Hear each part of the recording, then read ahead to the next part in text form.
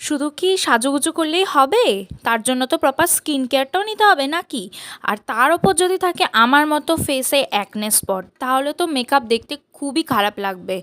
আর তার জন্য আমি নিয়ে এসেছি একটা দারুণ হোম রেমেডিস। প্রথমে ফেসটাকে ক্লিনস করে নিয়েছি, আর তারপর একটা বাটিতে শাকের গুঁড়ো, স্যান্ডেলউড পাউডার আর কাঁচা দুধ, মাত্র এই 3টে ইনগ্রিডিয়েন্টস দিয়ে তোমরা ভাবতে পারবে না যে কত দারুণ একটা ফেস প্যাক তৈরি হয়ে যাবে।